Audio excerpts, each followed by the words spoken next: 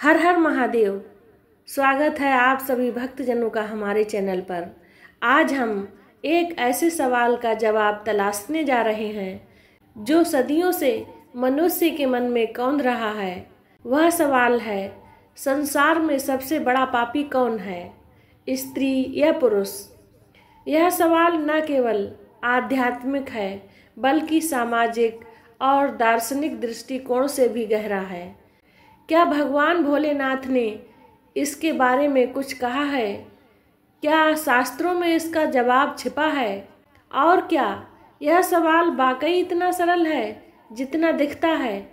तो दोस्तों, आज हम इस यात्रा में भगवान शिव के दर्शन, वेद पुराणों की शिक्षाओं और आधुनिक समाज के नज़रिए से इस सवाल की गहराई में उतरेंगे। तो अपने मन को खुला रखें और चलिए शुरू करते हैं इस आध्यात्मिक और विचारशील सफ़र को। सबसे पहले यह समझना जरूरी है कि आप क्या हैं और पापी कौन कहलाता है। आइए इसकी शुरुआत करते हैं। दोस्तों, भगवान भोलेनाथ को न्याय के देवता और सत्य के प्रतीक के रूप में जाना जाता है।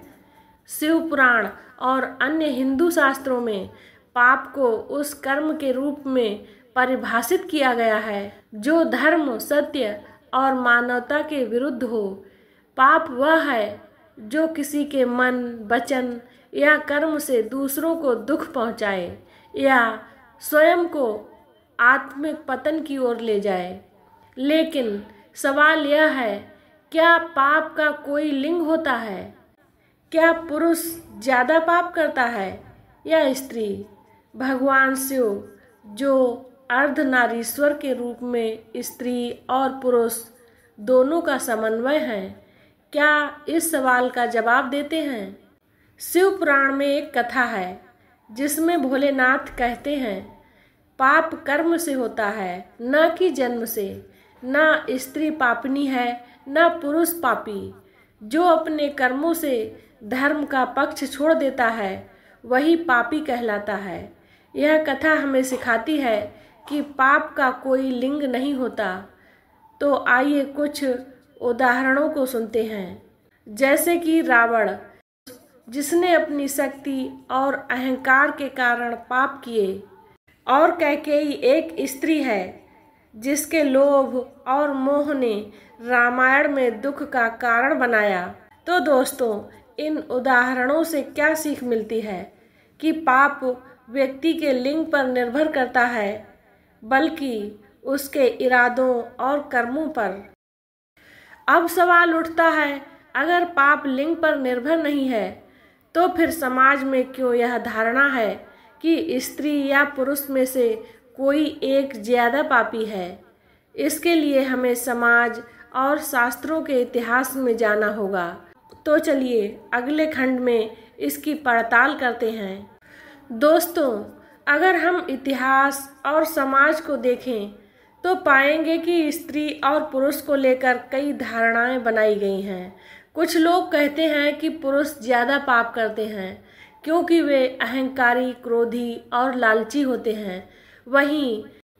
वहीं कुछ का मानना है कि स्त्री ज़्यादा पाप करती हैं क्योंकि वह मोह, ईर्ष्या, छल की प्रतीक मानी जाती हैं। लेकिन क्या यह सच है? आइए शास्त्रों की ओर चलते हैं। मनुस्मृति में कहा गया है कि स्त्री और पुरुष दोनों को धर्म के पथ पर चलना चाहिए क्योंकि दोनों ही मानव हैं और दोनों के कर्म उनके भाग्य को तय करते हैं।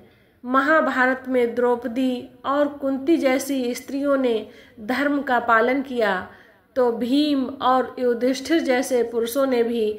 लेकिन दुर्योधन और कुछ अन्य पात्रों ने पाप किए।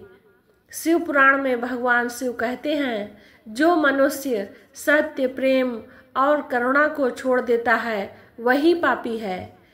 अब समाज की बात करें। पुरुषों को अक्सर शक्ति और अधिकार के कारण पाप करने का ज़्यादा अवसर मिलता है, जैसे युद्ध, हिंसा या भ्रष्टाचार। वहीं स्त्रियों को सामाजिक बंधनों के कारण कभी कभी मजबूरी में गलत रास्ता चुनना पड़ता है।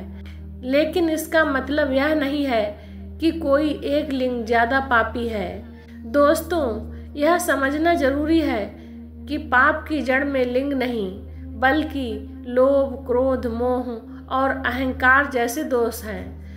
भोलेनाथ हमें सिखाते हैं कि इन दोषों से मुक्त होने वाला ही सच्चा भक्त है।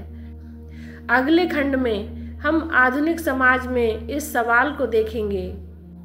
दोस्तों, अब हम 21वीं सदी में हैं। आज के समाज में पाप का स्वरूप बदल गया है। आज पाप केवल चोरी, हत्या या झूठ नहीं है, बल्कि पर्यावरण का विनाश, दूसरों का शोषण और मानसिक हिंसा भी पाप की श्रेणी में आते हैं। क्या पुरुष ज्यादा पाप करते हैं? कुछ आंकड़े कहते हैं कि हिंसा, युद्ध और भ्रष्टाचार में पुरुषों की भागीदारी ज्यादा है, लेकिन क्या इसका मतलब यह है कि पुरुष ज्यादा पापी हैं? नहीं। क्या स्त्रियां ज्यादा पाप करती हैं? कुछ लोग कह सकते हैं कि आधुनिक समाज में स्त्रियां भी महत्वाकांक्षा, प्रतिस्पर्धा और सामाजिक दबाव के कारण गलत रास्ते चुन सकती हैं, लेकिन फिर भी यह लिंग का सवाल नहीं है। आज के समय में भोलेनाथ का यह संदेश और भी प्रासंगिक है कि पाप कर्म से होता है, न कि लिंग से। हमें यह समझना होगा कि हर व्यक्ति, चाहे वह स्त्री हो या पुरुष, अपने कर्मों से पापी या पुण्य आत्मा बनता है। तो क्या हम इस सवाल का जवाब पा चुके हैं? चलिए अंतिम खंड में भोलेनाथ की शिक्षाओं से इसका निष्कर्ष निकालते हैं। दोस्तों, इस वीडियो में हमने देखा कि भगवान भोलेनाथ का दर्शन हमें सिखाता है कि पाप का कोई लिंग नहीं होता। ना स्त्री पापनी है, ना पुरुष पापी। पाप वह है जो हमारे कर्मों से, हमारे इरादों से और हमारे दोषों से जन्म लेता है। शिव जी कहते हैं, सत्य, प्रेम और करुणा ही जीवन का आधार है। जो इनसे भटकता है वही पापी है। इसीलिए हमें यह सवाल छोड़ देना चाहिए कि स्त्री ज्यादा पापी है या पुरुष। इसके बजाय हमें अपने कर्मों को शुद्ध करने पर ध्यान देना चाहिए। दोस्तों, आज से हम यह प्रण लें कि हम अपने मन को क्रोध, लोभ और अहंकार से मुक्त करेंगे।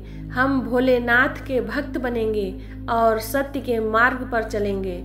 दोस्तों, आपको यह वीडियो कैसी लगी? क्या आप भी मानते हैं कि पाप लिंग से नहीं, कर्म से होता है? अपने विचार कमेंट में जरूर बताएं। अगर आपको यह वीडियो पसंद आई हो तो लाइक करें, शेयर करें और हमारे चैनल को सब्सक्राइब करें। भोलेनाथ की कृपा आप पर हमेशा बनी रहे। हर हर महादेव।